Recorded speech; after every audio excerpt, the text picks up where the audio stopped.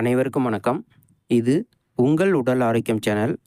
நம்ம சேனலில் இன்றைக்கி நம்ம பார்க்கக்கூடிய டாபிக் விளம்பரங்களால் நோயாளிகளாகிய கோமாளிகள். டிவியில் ஒரு விளம்பரம் வருதுன்னு வச்சுக்கோங்களேன்.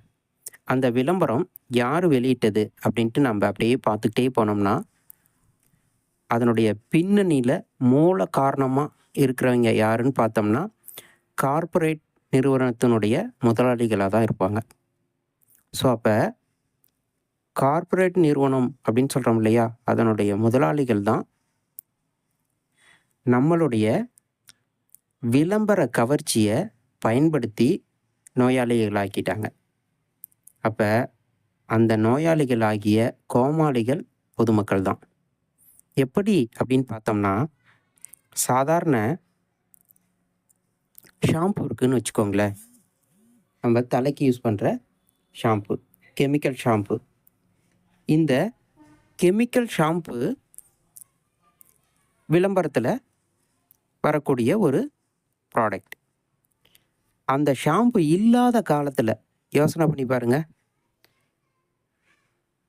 அந்த ஹேர் ஃபால் அப்படின்னு சொல்கிற தலை முடி உதிர்தலே இல்லாமல் இருந்தது.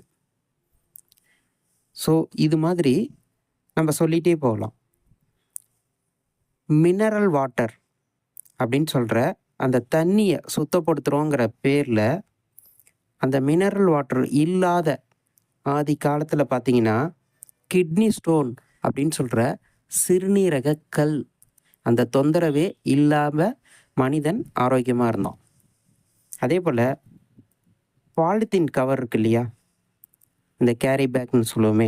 ஸோ அந்த பாலித்தீன் கவர்கள் இல்லாத காலத்தில் மக்களுக்கு புற்றுநோய் அப்படின்னு சொல்கிற கேன்சர் அப்படின்னா என்னன்னே தெரியாத அளவுக்கு ஆரோக்கியமாக வாழ்ந்துட்டு இருந்தோம். அடுத்து பார்த்திங்கன்னா, உப்பில் அயோடின் கலந்த உப்பு அப்படின்ட்டு விளம்பரம் இல்லாத காலத்தில் சாதாரண கல்லுப்பை பயன்படுத்திட்டு இருக்கும் பொழுது தைராய்டு சுரப்பி குறைபாடுங்கிற ஒரு பிரச்சனையே இல்லாமல் இருந்தோம். அடுத்து நம்ம சமைக்கிற உணவிற்காக பயன்படுத்தக்கூடிய சமையல் எண்ணெய், இந்த ரீஃபைண்ட் ஆயில் அப்படின்னு சொல்லுவோம் இல்லையா, அந்த ஆயில் விளம்பரம் வர்றதுக்கு முன்னாடி நம்ம பயன்படுத்திகிட்டு இருந்த சாதாரண கடலை எண்ணெய், அந்த நேரத்தில் இந்த ஹார்ட் அட்டாக் அப்படின்னு சொல்கிற மாரடைப்பு இப்போ இருக்கிற அளவுக்கு இல்லவே இல்லை. அதே போல் டிவி, மொபைல் இது மாதிரி அதனுடைய யூசேஜ் ரொம்ப அதிகமாக இருக்கக்கூடிய இந்த காலகட்டத்தில் குழந்தைங்க குறிப்பாக கண்ணாடி ஸ்பெக்ஸ் போடுறவங்க ரொம்ப அதிகமாயிட்டாங்க. ஸோ ஸ்பெக்ஸ் போடுறவங்க ரொம்ப அதிகமாயிட்டாங்கன்னா என்ன அர்த்தம்? கண் பார்வை குறைபாடு ஏற்பட்டிருக்கு. அதே போல் சிக்கனில், கோழியில், பிராய்லர் கோழி இருக்கு இல்லையா, ஸோ அந்த அசைவ உணவை அதிகம் எடுத்துக்கிற குழந்தைகள், குறிப்பாக பெண் குழந்தைகள் ரொம்ப சீக்கிரமே பருவம் அடைஞ்சு விடுறாங்க. ஸோ இது மாதிரி நம்ம சொல்லிக்கிட்டே போகலாம்.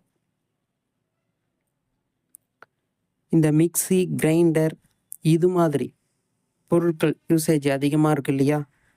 ஸோ இந்த காலத்தில் பார்த்திங்கன்னா சிசேரியன் மூலமாக தான் குழந்தை பிறக்கிறது ரொம்ப அதிகமாக இருக்குது.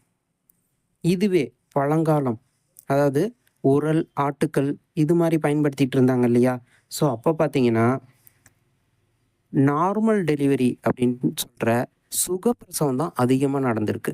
ஸோ இது மாதிரி நல்ல யோசனை பண்ணி பார்த்திங்கன்னா, விளம்பரங்களை பார்த்து நாகரிகம் அப்படிங்கிற பேரில் மனிதனுடைய, குறிப்பாக இந்த பொதுமக்களுடைய வாழ்வியல் முறை மாறும் பொழுது நோயாளிகளுக்கு உள்ளாகிறாங்க.